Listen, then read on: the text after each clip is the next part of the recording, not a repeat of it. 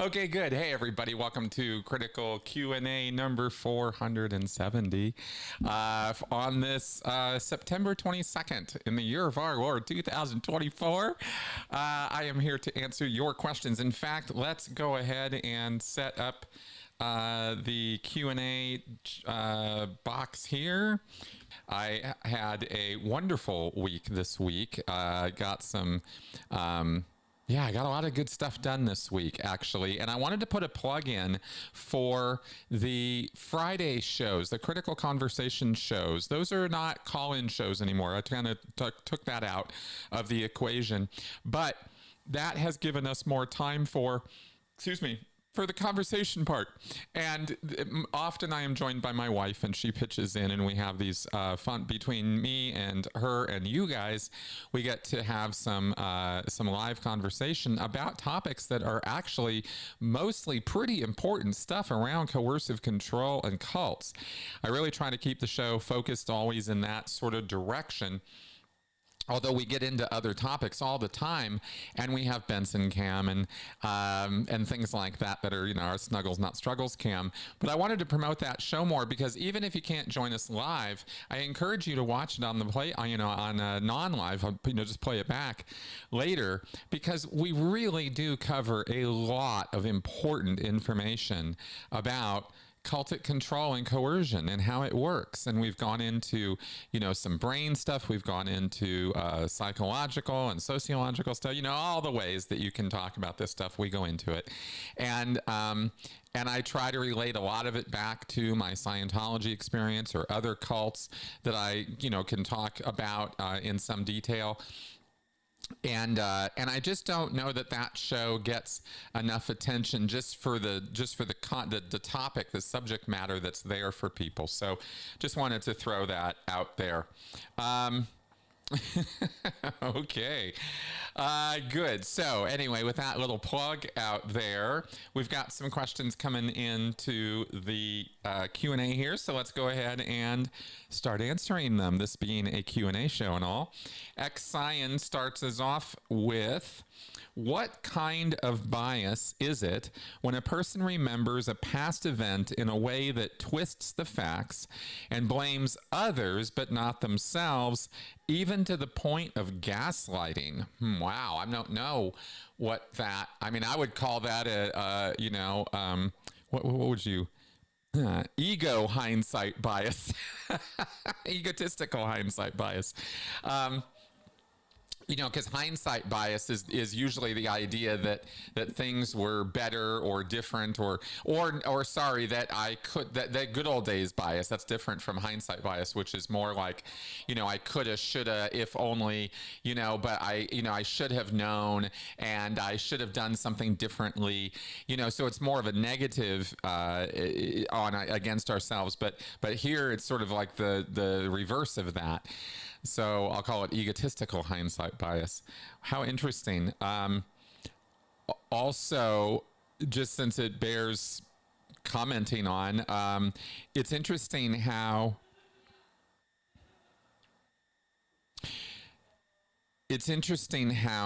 cult leaders are really, really good at this, and how in Scientology and in Landmark, because, you know, so much of it is taken from Scientology, and I believe in NXIVM, and, you know, so things that I know that that in these groups there is a mechanism or an explanation provided for why people feel the need to be right, compulsively, obsessively need to be right, and it's explained as aberrant behavior, as something that's wrong, and there's some mechanism or some way that you can overcome it or that you can spot it and not be that way, because, you know, it's a great way to create an excuse to make somebody wrong anytime you want to, as the cult leader, as the person in power. If you tell people you've got it figured out, that there are people who need to be obsessively right. Well, there are people who need to be obsessively right. all of us under certain circumstances need to be right. We feel very strongly, even though we are not necessarily right, but that's not the point. It's the feeling. It's this like, gotta be. And that is just a sort of normal consequence of ego and what we call Dunning-Kruger effect is another way of looking at one of the reasons why this happens, because we want to put out that we know more about something than we do, or we have to feel that way for ourselves as much as we're trying to present to other people. Anyway, various things come together, and we feel we need to be right, and we see this in other people. We see other people trying to be right, having to be right, even though they're maybe not in the moment, on some circumstance or situation, and we see that in others, and we're so critical of it. We go, you just have to be right all the time, this kind of thing. Well, if you get people in a group to believe, with you in charge, that why that is, and everybody will go, oh, wow, they'll immediately connect with it. Every human being can connect with needing to be right. We've all been there. So they'll connect with that and go, oh, wow, yeah, that really makes a lot of sense. And they'll try to do whatever it is, or try to think with whatever it is. Like in Scientology, there is a service facsimile. And I think I've explained this before, where it's this mechanism in the reactive mind, kind of, maybe like it is, but OT is also surfac, so it's a little weird. But anyway, you have this service facsimile, a surfac as they refer to it in Scientology, and it's this mental construct where you dominate other people by being right, and making them wrong. Because they're wrong, you're right, and therefore you have power or control. And there's other things to this. It gets into getting sick and having disabilities and stuff like that. I bring this up because once you have this out there, then anytime anybody has anything to say against you that you don't like, you just get to roll this thing out and go, no, you're just surfacking. It doesn't matter what they're talking about. No, you're just surfacking, right? And it's just another way for the leader or power to dominate those below them, is use this label, right? Oh, you're just surfacking. Shut up. You're not right. You're wrong. Shut up, right? And this kind of thing. Anyway, so that's what I can throw out there, or at least something that came to mind on that. Okay, let's carry on here.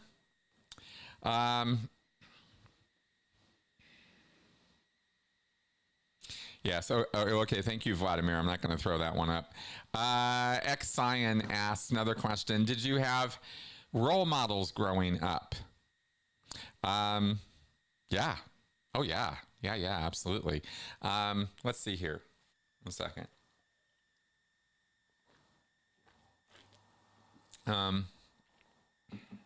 Well, certainly any character that Harrison Ford played in any movie. I was a full-blown Harrison Ford fan growing up. From Star Wars to Indiana Jones, Blade Runner, Witness, even Mosquito Coast. I mean, I follow just everything I could that he did. I sort of consumed, movie-wise at least. So his heroic characters tended to be my role models. I didn't model myself after, Rick Deckard from Blade Runner, but but I definitely looked up to, was inspired by those kind of action heroes, Star Wars stuff, Star Trek, very, very, very much Star Trek. Role models, very much people that I would want to, follow in the footsteps of or look to for guidance or inspiration would be, the whole triumvirate, Spock, Bones, Kirk. I wasn't, I looked at them as a whole as often as I looked at them as individual characters. And so when I say this, I answer this question, it would be from that, looking at them as a trinity. Let's see.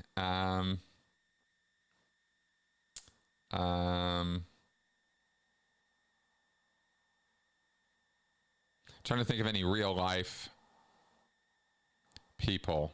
Obviously, L. Ron Hubbard was a role model. Certainly put forward as one.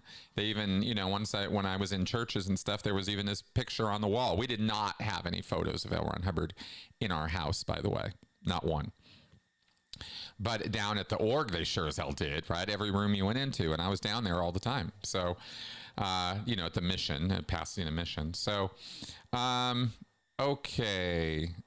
Let's see here. Yeah, that's about it. That's what I got for you on that one. Okay. Metamucil, Jesus. All right. Carrying on here. Oh, I did see Napalm 1334.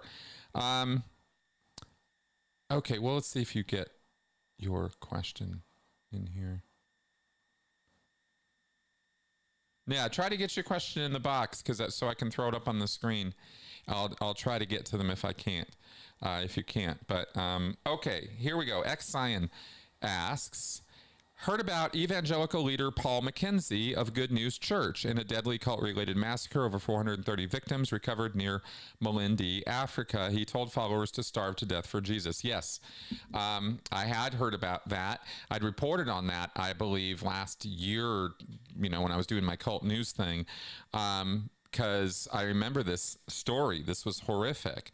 I'm not sure what else to say about it except that this was a cult leader. He was reported on. He was found out about.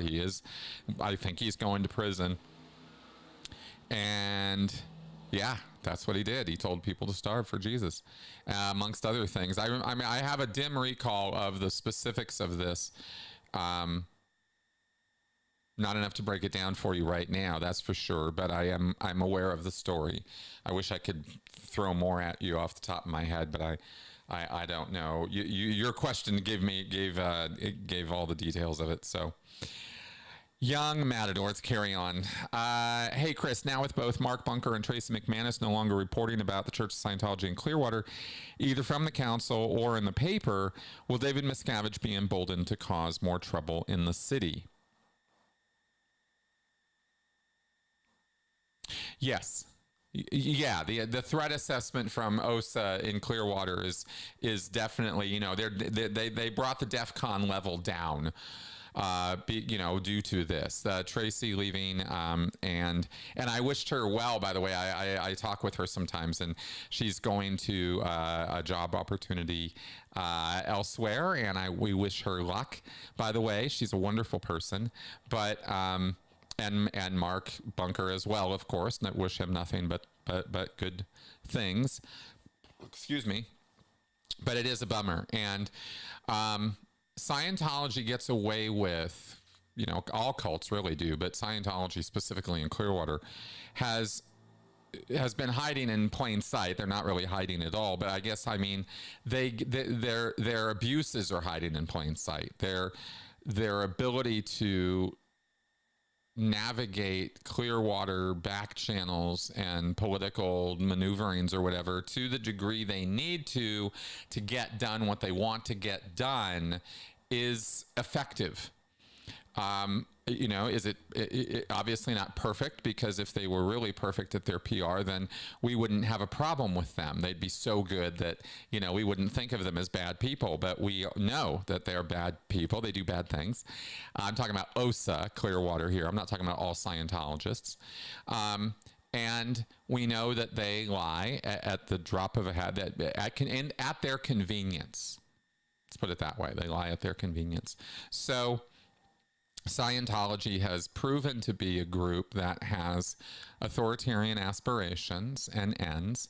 They are operating off of L. Ron Hubbard's directions and instructions, while Miscavige has made many, many procedural changes and methodological changes and canceled certain things and exaggerated other things in terms of Hubbard's instructions. Almost everything Miscavige operates on is based on Hubbard's writings in one way or another. And as contradictory as Hubbard's writings are, he gets to get away with that a lot. the only thing he really went off base with that's coming to mind right now was the whole ideal org free money thing. Just give us money. Right? Hubbard was, it was like, no, don't do that. So, but otherwise, a lot of what Miscavige has done has been exactly precisely per Hubbard's directions, one way or another. And so those instructions include Project Normandy, which is an old Scientology project, how they got to Clearwater in the first place, with the idea of quite literally establishing a beachhead and taking over the town, and it being this sort of, I guess considered by Scientology and Hubbard, whether it's true or not, it was considered this sort of sleepy retirement community, as I understand it, and they thought they could just get in there and Hubbard being the masterful intelligence operator that he considered himself to be, he thought they would just insinuate themselves into the town and take the whole place over, and it would be a Scientology city, and that's that plan. While as ridiculous as it sounds, and certainly not what's going to come to fruition, Scientology certainly does dominate Clearwater in many, many ways, and like real estate holdings and influence on downtown, things like that. They have power there, and certainly nobody is stopping them. They're not losing power in Clearwater. So anyway, that's what I can say about that. And yeah, and now that those guys are gone, Miscavige knows he's not going to have such intense eyes and ears on him. I mean, there's nobody else picking up that and doing that work.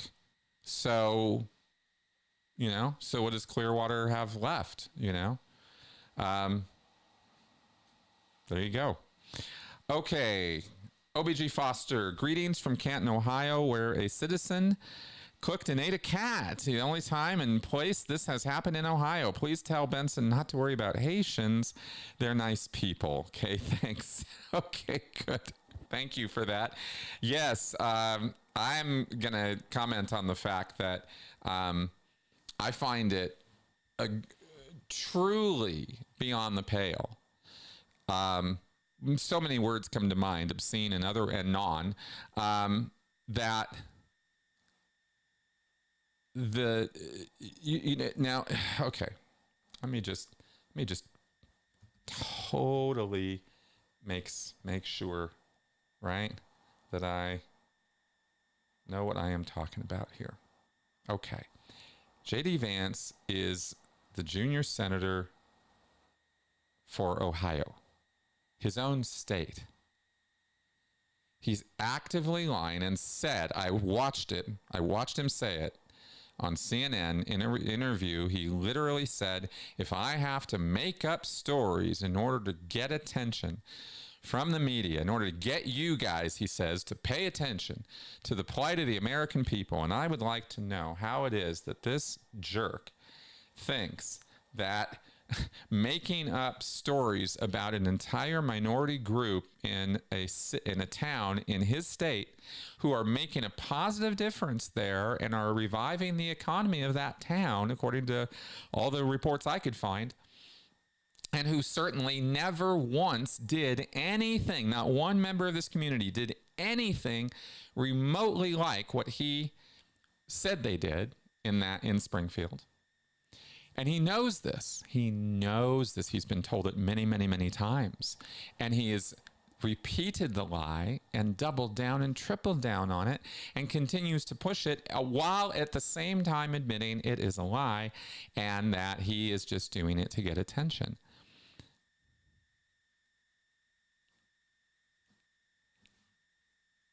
Wow. It's not even... I mean, there's no mask anymore. The mask is there's no mask. It's off, right? The racism and the sexism and the misogyny and the bigotry, it's right there, proudly on display. I don't know what other words to use. It's horrifying to watch this play out. And the media does challenge it. There are questions and there are things brought up and it is talked about. But that our society tolerates this, that there are, you know, double-digit percentage points of American citizens who look at this and go, yes, this is what I want representing me. I'm horrified by that reality. It shocks me.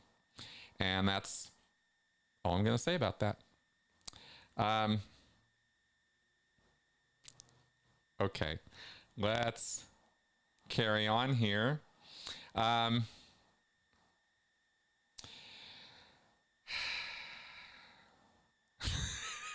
What's that one?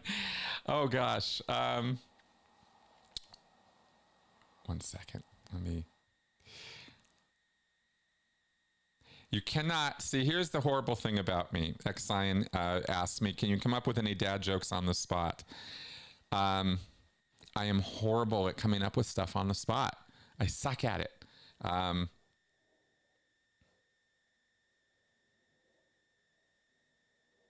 Yeah.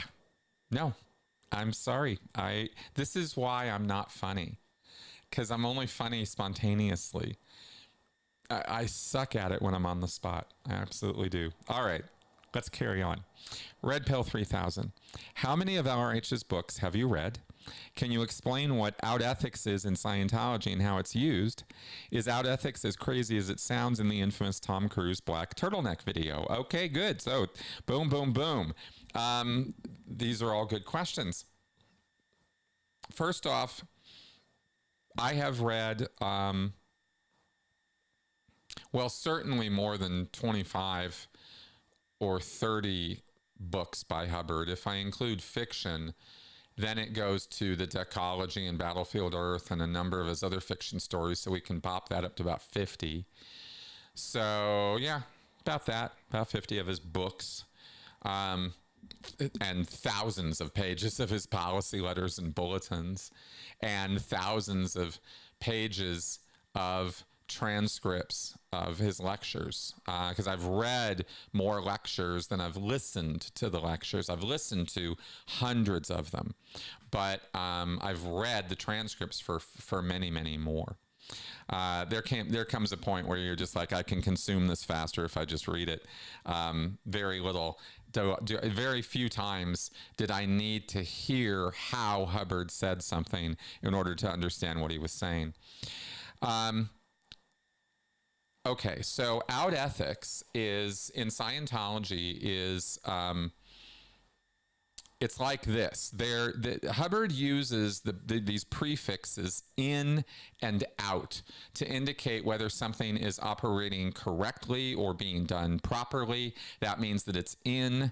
And if something is out, then that means it's not being done right, or it's being done maliciously wrong, or badly, or it's mangled up, or it's just not being done per the way it's supposed to be.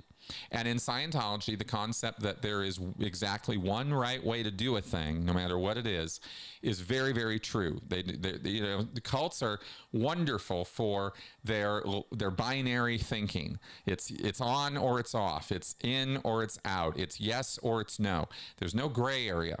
And so this idea that there is only one right way to do a thing, that is this somehow perfect way to do it, is how you're supposed to be operating all the time. And so ethics is basically complying with the rules and guidelines of Scientology. And there's a lot of them. And you learn them as you go, but mostly it's about conforming with the church's demands and being cooperative. And when the registrars call you, you pick up the phone. And, you know, when the ethics officer tells you to come down, you come down. And when you show up for course, you're on time. And when you do your auditing, you are very respectful and sit down and answer the questions and do what you're supposed to do. This is all being, quote unquote, in ethics. Your ethics are in. When your ethics are out, then people will call you out on it. They'll tell you telling somebody you're out ethics, or your ethics are out, or that is out ethics, that action you're doing, is a very, very common thing to hear in Scientology. You do not hear the reverse. You don't hear people say when you do something really good or really correctly, you don't hear somebody go, ooh, that's so in ethics. You don't ever hear that. Nobody really says anything about in ethics. They say you need to be in ethics or your ethics need to be in, but they don't point to specific things people do and go, oh, that's so in ethics, right? That's very, very rare to hear. On the other hand, hearing that something is out ethics is common, very common. And it is a way, of course, of statusizing people. Absolutely used for judgment. You're in ethics, you're out ethics, right? All you non-Scientologists, right? I'm not going to throw that W word around just out of respect. But the way, the way Scientologists talk about non-Scientologists is pretty disrespectful. But I will just say that they constantly refer to the world outside of Scientology as an out ethics world. Hubbard literally said that Los Angeles is the most out ethics city. Did he say out ethics or criminal? Basically synonymous in the world. He said Los Angeles is the most crime-ridden, most out-ethics city in the world. Anyway, so, and California would be considered a pretty out-ethics state. Just all the hippy-dippy whatever that's always associated with California. So that's kind of how it's used. And I bring up the status thing because Tom Cruise personifies, sort of epitomizes that use of this concept as a status symbol. He's going on and on in this turtleneck video. If you watch it, and I really encourage you to do so, look it up. Just Google Tom Cruise turtleneck video and it'll come right up for you. He uses the concept of himself being this very in ethics person as a shield, as a way of quite literally white knighting himself. I mean, you know what I mean? Like, pretty literally, he really does have an incredibly high opinion of himself. And he believes, as a Scientologist, that he has access to special knowledge and special perceptions. He believes that because he is not only OT and a trained Scientologist, but the ethics, that he's in ethics, that's what gives him power. This might be an interesting time to comment on this. People in Scientology can become highly, highly trained. They can become highly audited and go all the way up to the top, OT 8. Anywhere along the line, going on up, and even at that very top level, they're always at risk. They're always susceptible to going out ethics, to doing bad things and convincing themselves that it's the right thing to do in the moment. Just like all of us do. Right? We take the thing, we do the thing, we tell the lie, we cheat on the thing, right? We do whatever we do. And we tell ourselves in the moment that it was necessary and needful and maybe nobody would find out and all the other bullshit that we tell ourselves. And then we know we've done something bad or wrong, and we know we're out ethics. Same thing, all synonymous. So you can kind of relate to this idea. The highest OT and the highest trained auditor can go out ethics at any time by their own choice, because ethics, Hubbard says, is a personal thing. It's something you're choosing to do. You choose to rob the bank or not. Nobody puts a gun to your head and says, go rob that bank. You decided to do that. Your ethics level is low enough that you went, yeah, that's a good thing to go do. So the ethics level, it is acknowledged in Scientology that it's a kind of a spectrum thing. that you're more or less ethical. They can look at it that way. This is interesting because I talked about binaries earlier, and in ethics and out ethics, and it's used that way a lot. So I'm actually trying to point out that it's both things at the same time. Yeah, wow, really? There are contradictory things? Yeah, this is one of the big ones, is that ethics is in or out. It's absolute. There's that whole thing, and it will be used against you that way. But at the same time, there's this sort of subtext to ethics that your ethics level determines how much power you really have as a being and how much power you're willing to exert as a being. Same thing. Because Hubbard says that the reason why people as spiritual beings pull back, pull their feathers and pull their flippers into the turtle shell, right, and hide and reduce their own power and ability, is because they don't want to hurt other people, because they've done so many bad things. They've been out ethics, and they don't want to be that way because they're basically good. Deep down inside, all Thetans are basically good. So they purposefully, maybe subconsciously, reduce their power so that they will not harm or hurt other people, even though they go through trillions of years of hurting and harming other people. I mean, again, contradictions all over the place. But this idea of ethics level being your personal power level, you could say. If your life was a video game, you know, and you had your meters, right? You could have a fully trained, fully processed. They could be all the way up at the top, but your ethics level will be going up and down, and that's going to determine how much power you actually have to exert in your life. And so the in ethics Scientologist like Tom Cruise considers himself to be the ultimately powerful spiritual being who has full access to all of his power and ability, because look at how in ethics he is. And this is why ethics becomes its own metric in Scientology and its own sort of self-policing mechanism to following the rules of Scientology, because you're only going to be as powerful as you're ethical. And ethics in Scientology ultimately means conforming with the church, in case I haven't made all of that super, super clear. So there's a take for you. I've never said, I don't know that anybody's ever put it that way before, but that's something for you there. Okay. Let's carry on here. It's a good question. OBG Foster, is there anything in Scientology that could be borrowed by psychology that could be helpful? I think bull baiting training could have helped me out at work. Well, I addressed the bull baiting thing a couple weeks ago, I think, or a month ago or two, about, you know, the efficacy of TRs and bull baiting and why it's, you know, really not a very good idea. But I think what people get wedded to, okay, let me answer it this way. I've never said this before. Let me put it this way.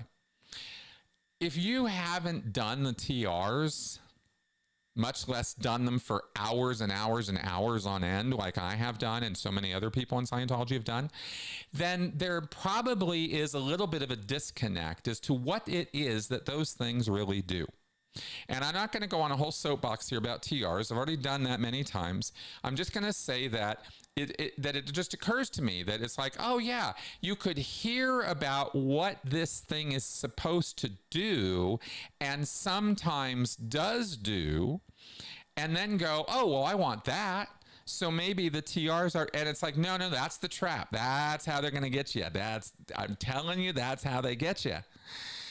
Because trance induction and, you know, and hypnotic technique and Gans field effect, all this stuff is, you don't want any of that. You just don't want to go anywhere near it. It's better not to do that. So instead, but you want that thing, right? You want that end result of, wow, it would be better, it would be cool if I could go through life and not be so easily triggered. Absolutely, it would be better if all of us could go through life and not be so easily triggered. right? Set off subconsciously by, you know, stimulation in the real world. Like they say in Scientology, re-stimulated is another word really for triggering. The explanation in Scientology for re-stimulation is balls to the wall, ridiculous nonsense, but triggering is a very real thing. It happens all the time to people, and when it happens, it's very, very uncomfortable, unsettling, emotionally destabilizing, and everything else. So people would like to not be triggered. Well, the way to go about that is to well, there's a lot of ways. That's the whole thing. There's a lot of different ways you can deal with your triggers. And educating yourself on what triggers are is the first obvious and really one of the biggest steps in dealing with them. So rather than run to a Scientology or other practice that tries to teach you how to somehow avoid those triggers, because that's really, if you think about it for a second, Scientology's not really teaching you with those drills or with so many other of its techniques. It's not really teaching you how to deal with a thing. It's teaching you how to suppress the shit out of it so that you pretend it's not there. And I speak from experience. You might hear words that tell you, oh, we're getting rid of this. We're wiping this out. It's not going to be a problem for you anymore. It's going to be completely erased from your reactive mind, or your mind, or the charge is going to be dissipated or as is, and it's going to be gone forever. None of that's true. None of that's true. And it never can be true. Because things don't work that way. So instead, right? But you can deal with, you can manage, you can cure, or you can suppress a thing and pretend you've cured it. And reinforce, by the way, in the process, dissociative states, because you have to keep pretending this thing is not there, that's, you know, this monkey on your back or whatever. And it's just, it's not good.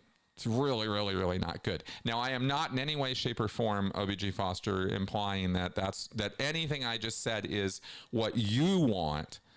It just occurred to me in your question. That's why I went on that whole tear. I'm not trying to lay anything on you personally in my answer there. But I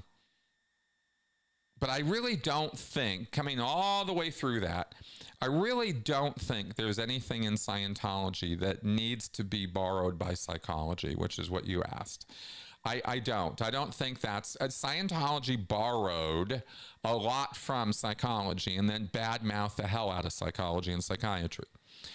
While Hubbard, like literally the entire Dianetics technique is lifted from Freud. I've read the lectures, Freud's lectures. It's clear as day that Hubbard definitely was familiar with that material, because that's what Dianetics is the Breuer-Freud hypnosis, mostly Breuer, hypnosis technique, right? And it doesn't work. So that's, you know, so that's kind of how the direction things came. And I just don't see things in Scientology that really should be going over in that direction that are not already there. I don't know. That's my answer. All right. Thanks for asking. Okay, good.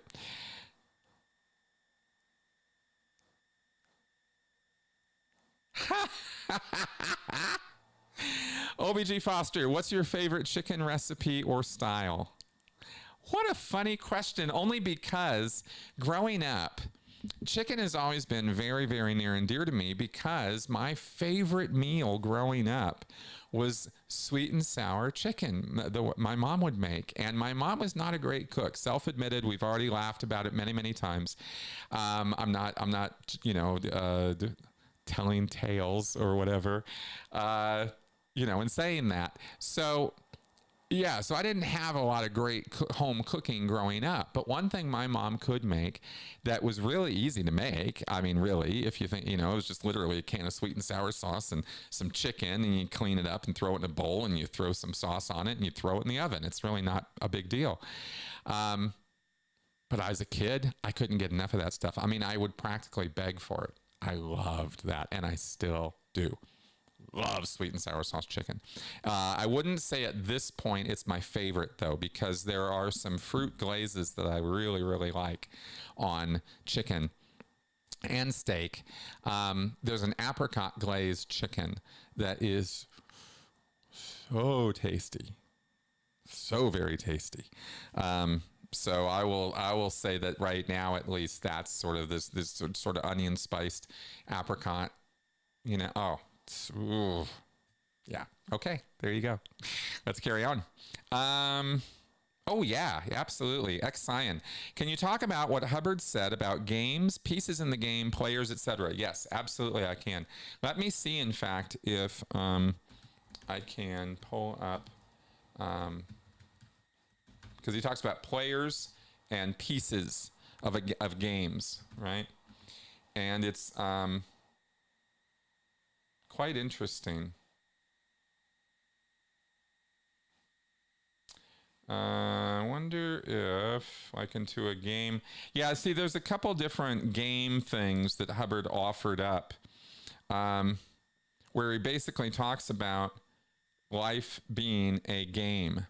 And a game is defined by freedoms, barriers, and purposes. That's what the sort of the anatomy of games is. You have freedoms and you have barriers to overcome, right? And you have purposes, things you're trying to achieve.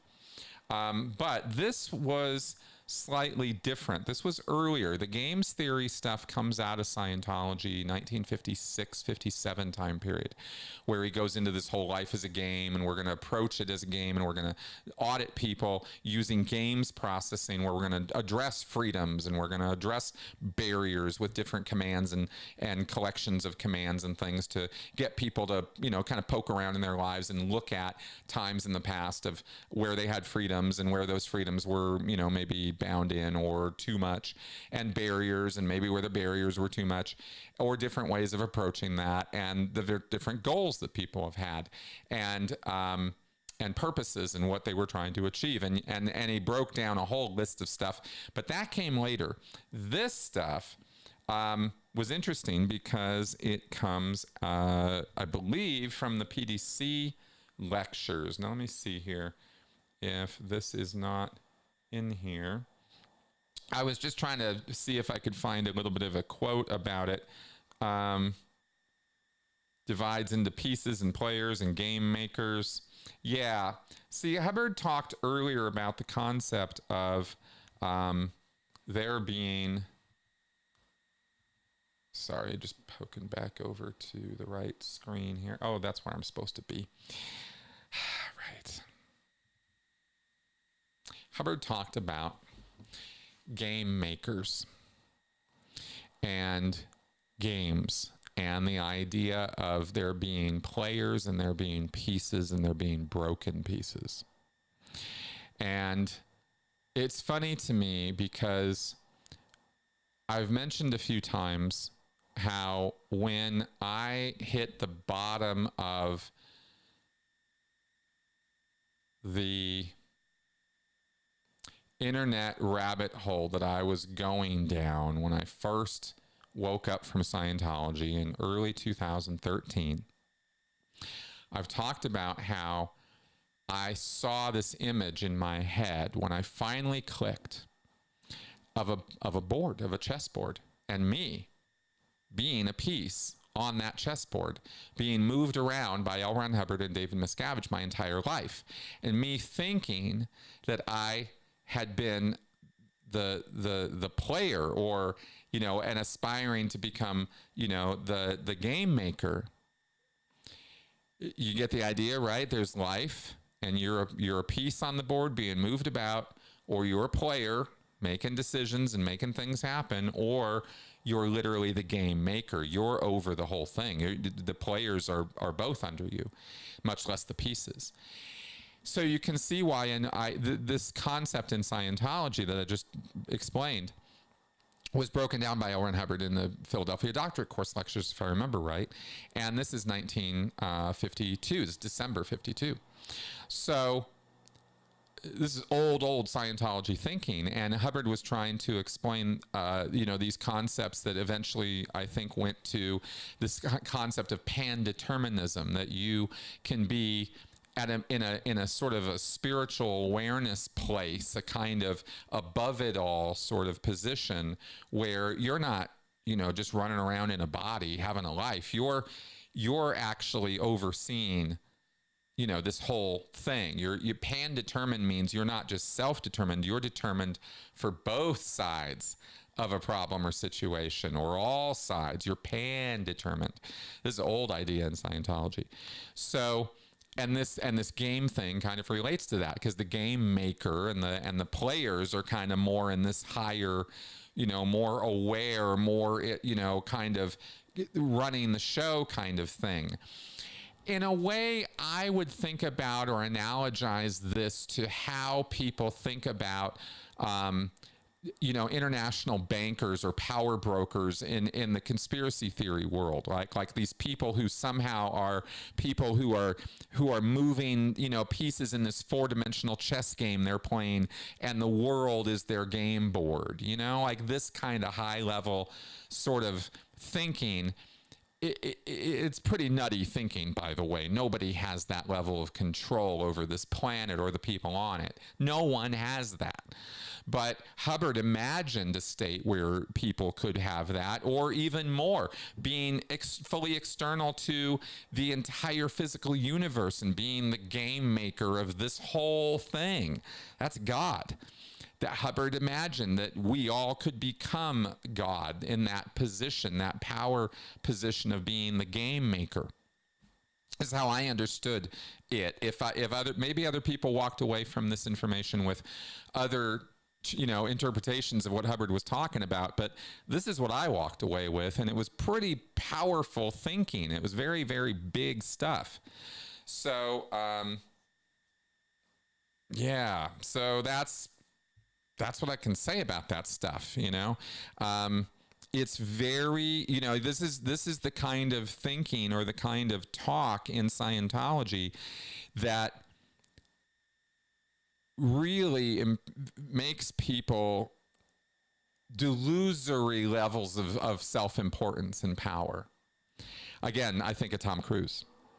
Why would Tom Cruise be so full of himself that he could possibly imagine that he could be more useful at an emergency site than first responders and aid professionals? How could Tom Cruise possibly believe that? Everything I just laid down for you, because the idea in Scientology is that you are ascending to game maker. You are ascending to this high level place. And of course, going back to, my leaving Scientology point, is that no, actually what Hubbard wanted was he wanted to be the game maker, and he didn't want anybody else getting anywhere near that power, and he just wanted everybody to be a piece on his little board, an NPC, if you will, right? That little phrase. That's what he really wanted, and that's what his game was all about. And so in a way, this whole construct of the game player all the way down to the broken pieces on the board that aren't even aware that they are pieces. They're broken. They're not even in the game. They're just off on the side being broken, right? And Hubbard said that's where most people are in terms of game playing, in terms of realizing what life really is, that it's a game that you play. And Hubbard thought of himself as this really high level thinker and really high level spiritually aware person who could see these things and talk about them and tell other people about them as though they were going to get to where he was. Right? Like that was the whole power trip that he was on, is he was like, yeah, here's the whole thing. Here it is. Here's how it all looks. And you rubes think you're going to get up to where I am. Well, just keep giving me that money and we'll get you right up there. You know, like I kind of think that's a lot of what he had going on this whole time. It's wild. It's wildly weird stuff. Anyway, okay. So there you go.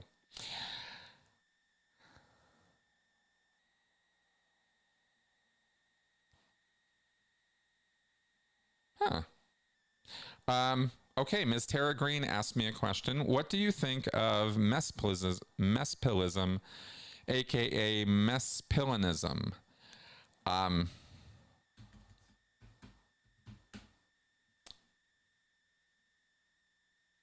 Well,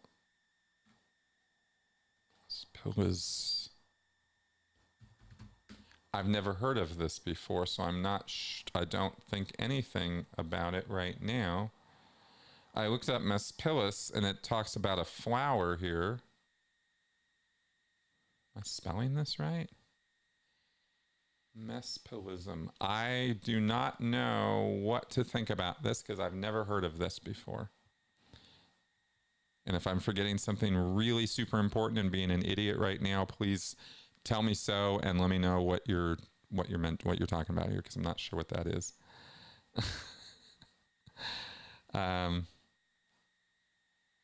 Okay, let's carry on.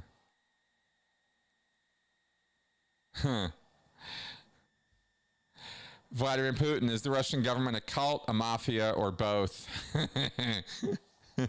It's not a cult. Governments aren't cults. Governments are governments, you know. Although a country like North Korea could end up being a cult as a result of its system. So, yeah. But anyway, yeah. It's more. It's. Gosh. See, here's the thing. Structurally, it's like a mafia, right? There's a lot of mafia stuff going on, but it's way more complicated than that. It's not just any one thing. That's the thing about Russia, is it's a lot of different things rolled up into one, and I'm not even an expert enough to really get deep on it. So, but it's not a cult. There's a cult personality around Putin, obviously. Every single, leader type person, power position type person, especially somebody like Putin who's been around for decades, you build up this cult of personality. People who are absolutely loyal, absolutely do anything, fall on their sword for the guy. He has those people. No way he doesn't. He wouldn't be able to maintain power if he didn't have such people. So there is a cult there. There is a mafia. There is a whole power criminal thing going on over there, and it's bad. And there's a lot of money that floats around over there. So that happens too. In fact, there's mafias. There's different ones, and that's it's about as deep as I can get into it right now. That's about as deep as I can get into it, period. I mean, I'd have to go do some research before I could tell you a whole lot more about it. Okay, Young Matador. What do you think about the rise of therapy speak, especially on social media? At times, it seems therapy speak is used by bad actors to excuse bad behavior, especially in relationships. Boy, are you not wrong. And this is one of many misuses of these terms. We certainly spoke many times about how irksome it is when diagnostic labels like narcissist or important concepts in cult control or in coercion or in psychological domestic abuse situations, terms like gaslighting. This is an important term. It's not a term that just means somebody lies to people. It means so much more than that. It is quite literally a dedicated campaign to destroy or erode the reality, the sense of reality another person has, so as to get them to doubt their own reality and identity so that they will be more pliant and controllable. That's what gaslighting is. And to dumb it down to getting lied to is, well, it's the difference between a child's party blow-up balloon and the balloons that they launch in Albuquerque, New Mexico every year at the Balloon Festival, right? Like, it's a big, huge difference. Getting it wrong is such a disservice to the people who get gaslighted. It denies and denigrates their experience because it reduces it to simple, somebody lied to them a few times. And that's not what a gaslighting campaign is. It's that on steroids times 100, right? Yeah, it's lies, but it's way more than that. So this is the unfortunate way that our language evolves. This is one of the things that happens in language evolution. I'm not Noam Chomsky. I don't know language evolution up one side and down the other, or how all this stuff works, but I do know that words get introduced, they get vulgarized, and then, you know, so to speak, they get put into common use and watered down because people misuse them over and over and over again, because their emotions are why they're using the words, they're really not thinking, they're just reacting emotionally. And so they want to use power words that have powerful significance, and new words that are not commonly, that have not yet been watered down, right, have this power to them. And then we use them and use them and use them and use them and use them, and then suddenly they don't mean shit anymore. And this is why therapy speak can be is counterproductive. But it's not. But it's unstoppable. We can't stop people from doing this because they're going to do it and do it and do it and do it. And then we got to come up with new terms and new ideas. And this is a lot of why we have to keep coming up with new terms and ideas. It's because people do this. Not the only reason, but it is a reason. So is it used by bad actors to excuse bad behavior? Absolutely, because you get DARVO. Remember DARVO? DARVO is all around us all the time because there are predators around us all the time. And this is DARVO, is deny, attack, and reverse victim and offender. You deny the accusation, you attack the person making it, and then you reverse out where you're the narcissist, the predator, is doing this. He's doing this to the people who call him or her out.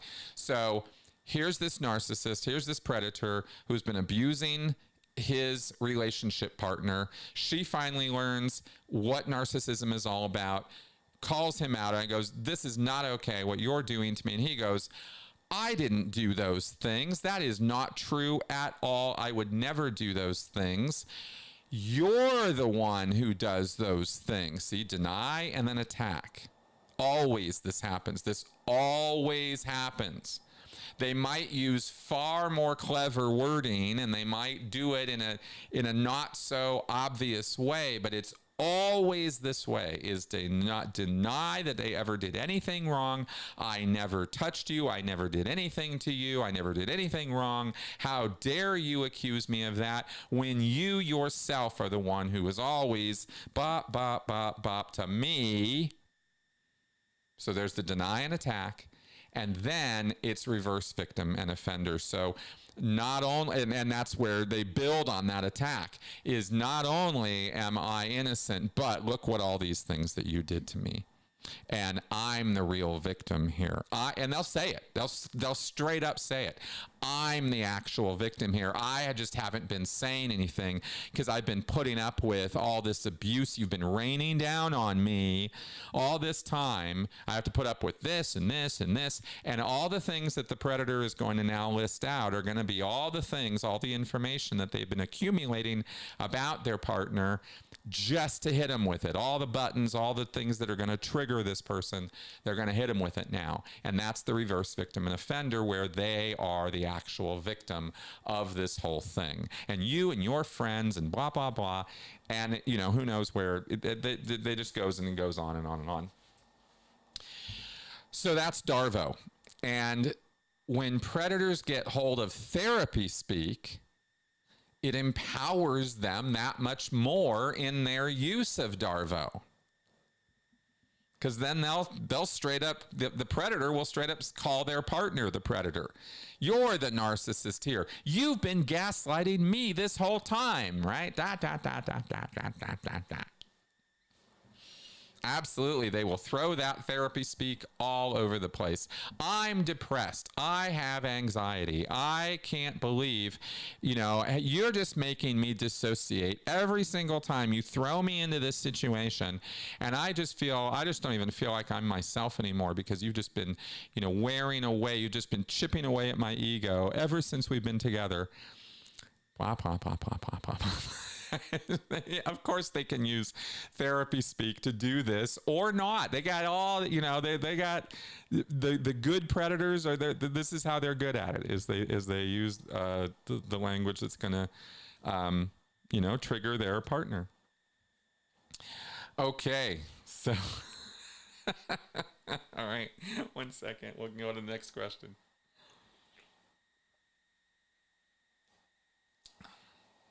Okay. All right, OBG Foster asks, L. Ron Hubbard, Jim Jones, and Charles Manson go to a bar. Which one comes out alive?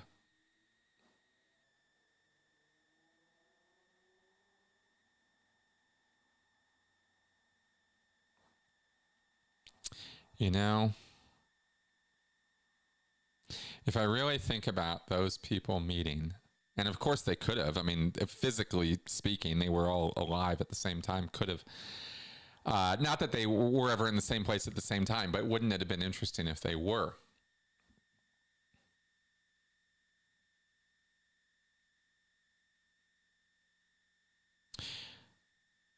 See, the funny thing about all three of these guys is none of them are known to have ever killed anyone directly, pulled the trigger themselves. Isn't that interesting?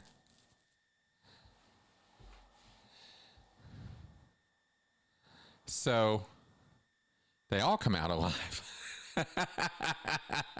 And probably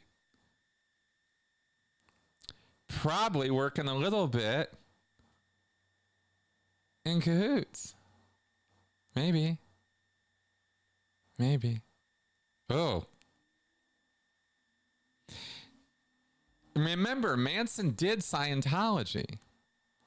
Like a lot of it. I think he and Hubbard would have things to talk about.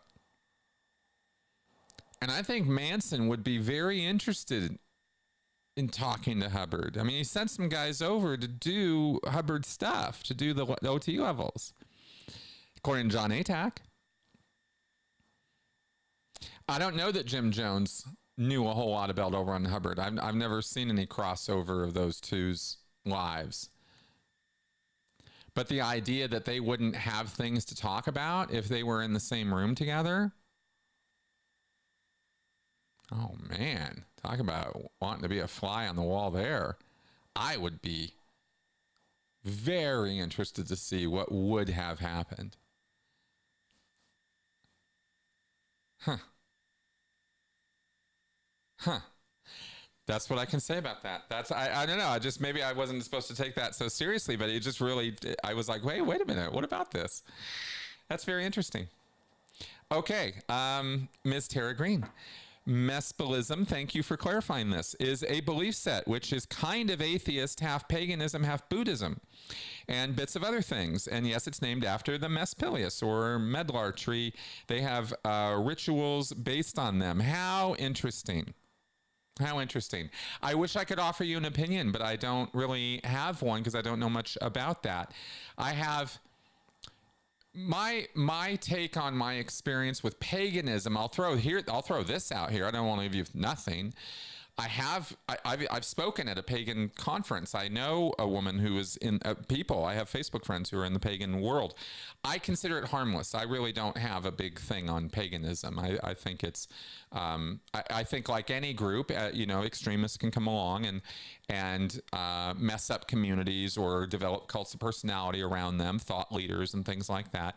Any community is susceptible to that. I spoke about that at the conference, actually, when I went out there. That's why I was invited to speak to pagans. Excuse me. And so,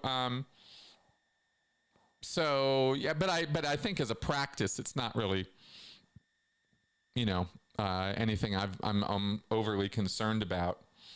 Half pagan, half Buddhist. That must be very interesting. I can only imagine what that must look like, but I don't have any other opinion on that. All right, so I believe we have not only reached the end of our first hour here, but we have I've reached the end of my question queue. So I think we've probably put on a good show for this week. So I think I'm going to move toward wrapping up now. I want to thank you guys for coming around and watching me, you know, rattle on here at a mad rate like I tend to do. I'll update you guys real fast. The book writing has been going slower than I would like, but going. It's not stalled out or anything. I've been actually doing a lot of research reading, as I've been talking about. That's still going. It's going good, actually. I've been learning some interesting stuff. So that's kind of where it's happening with that. I don't know that I'm on track to finish by the end of the year, but I am still pushing myself to just like grind and get to it. It's a lot of work doing this, but it's really a labor of love. I am really enjoying this work and the writing of it. What else can I update you guys on? That's really what's consuming so much of my time. There are so many things I want to make for you guys. None of my ideas, I don't think I've forgotten about any of them. I've just been sitting there waiting to be gotten to. And keeping up this work, keeping up some of the other work that I do to produce income, because this is not paying all my bills, and so I've got other things I'm doing. And then the writing is really taking so much of my time that I wish I could get to some of the other series and projects I want to do, but it's just not, I just only have so much time. So anyway, I'm getting to things as quickly as I can. And I hope next year that on this channel that I will be able to get to some of these other series of stuff I want to do. Like I said, this year has been cult recovery year. It's been all year we've been on that track, and it's been going really great. More coming on that in terms of the podcast. Oh, and that's the other thing I want to throw out. Just since I plugged the Friday show on at the beginning of the show, let me plug the Speaking of Cults podcast. I'm a little frustrated because apparently Apple Podcast is still displaying the graphic for the Sensibly Speaking podcast, and I can't figure out how to get Apple Podcast to update it. I've been trying and trying. These little technical details that just bugbear you, you know, for weeks, trying to figure it out, and it doesn't work, and then you try something else. Anyway, you know, the life of a creator. Oh, the pain. But, you know, there's just these things that are really annoying because I'm trying to, you know, I've rebranded my podcast as the Speaking of Cults podcast, you know, but I think Apple Podcast is probably one of the more popular places where people consume my show, and it's got the wrong logo and stuff. So anyway, just these little things that barrier my my work. But I hope you'll check that podcast out. We had a really good talk this week with Ann Betts about some neuroscience and brain stuff and kind of cults and LGATs and brains and all that kind of stuff coming together. So I hope you'll check that out. And on that happy note,